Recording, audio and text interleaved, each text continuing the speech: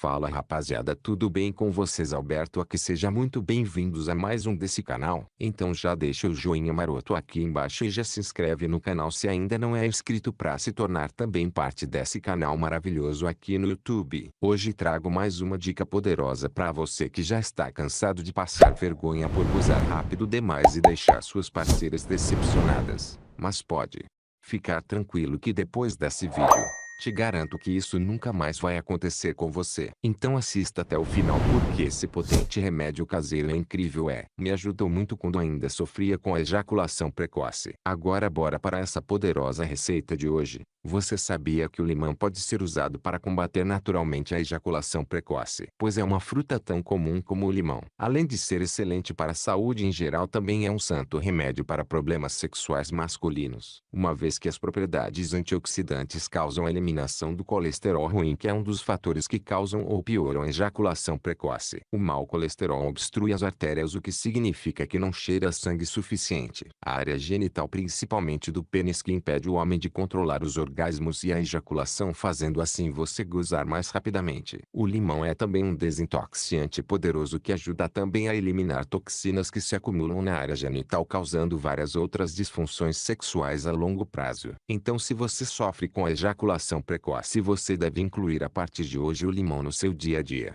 E a melhor forma de fazer isso é através desse simples suco caseiro de limão. Faça o seguinte: enche um copo de água e ferva até chegar ao ponto em que se prepara um chá. Aperte meio limão dentro da água e espere esfriar um pouco. Esse suco deve ser tomado todas as manhãs. Em até uma semana você já notará uma enorme diferença no desempenho sexual. Garanto que se você fizer uso dessa poderosa dica caseira diariamente, você vai se surpreender muito com os seus resultados na hora H. Mas lembrando, rapaziada, esse remédio caseiro é apenas um paliativo. Os resultados vêm a longo prazo. Ele não tem poder suficiente para curar o seu problema. Eu sei como horrível é durar apenas 2 minutos e já gozar. Não sabe o que fazer, não sabe como contornar aquela situação.